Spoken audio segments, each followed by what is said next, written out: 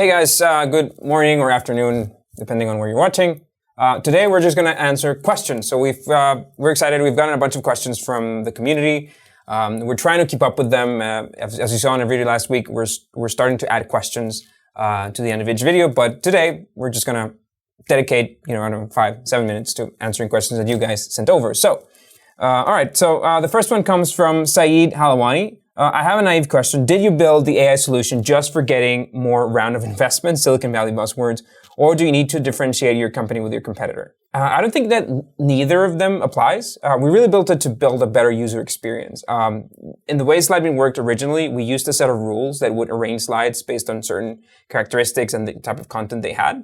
But slides ended up looking rather similar, and they weren't cool. Like, they didn't stand apart. They weren't as cool as a slide that a designer would build because they were just following rules. The idea of kind of rethinking the way that it worked and building it on using AI was to make it look drastically better without the need for a human being to do it. And it ended up working rather well. So no, the reason is, no, it's not just a buzzword. We didn't try to raise money after this. It's more about providing the best user experience. And the way AI has evolved in the past few years, it's really the best option to providing a better experience. Next up. Question by Odwin. All right. Amazing video. This is on the startup mistakes video. Thank you very much. Would love a video on what statistics a startup should track, or maybe which ones you track in Slidebean and why. What KPIs do you find most important? That's pretty good. It really depends. For teams, for each team, there's a KPI that they should be sticking to. In our case, in like a company broad case, it's probably around revenue. It's definitely around MRR in our case as a SaaS company. So revenue, MRR, churn rate for a SaaS company is a really important metric, which kind of derives into customer lifetime value, into cost of acquisition, into margins. Again, I'm talking specifically about a SaaS company. Growth rate is another metric that we report to investors and that usually gets new investors interested in joining the business. In our case, we're a profitable company now, so in the end, probably our key metric is just, are we making money? Is the company in green or black numbers instead of red? But yeah, each team will have its own KPI after that. Next up, question by Obezian. No team, doing everything alone at this point. What is the best way to approach this in pitching? That really depends on the business, right?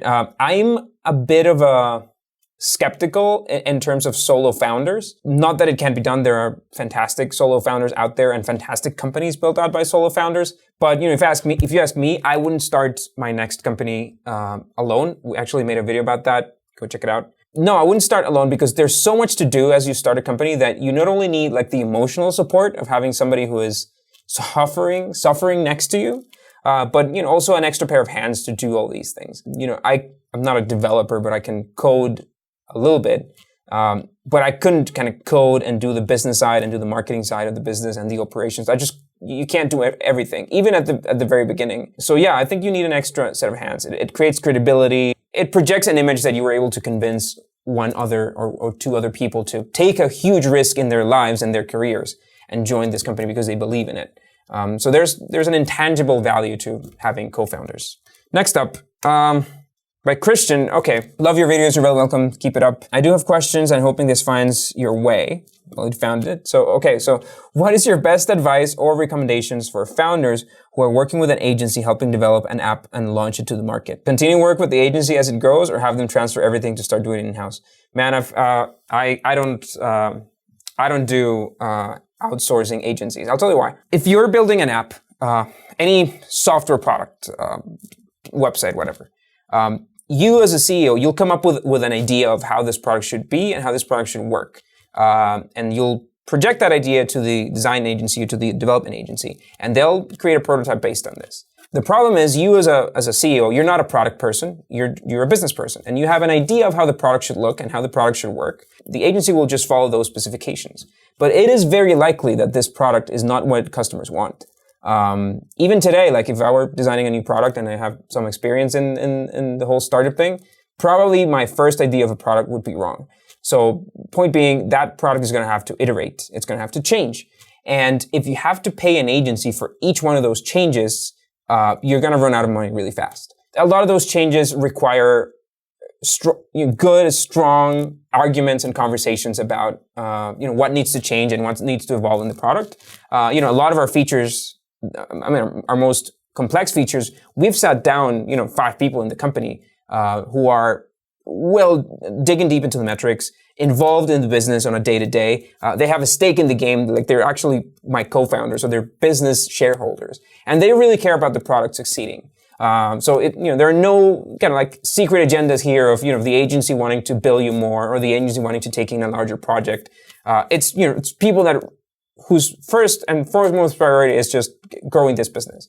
And that's something that you don't get with an agency. So no, I think that your team should be in-house as soon as possible. I've never paid an agency to build a first version of the app. I think it's something that needs to scale inside the company. That's just the way I think. I've seen companies succeed kind of like outsourcing their products.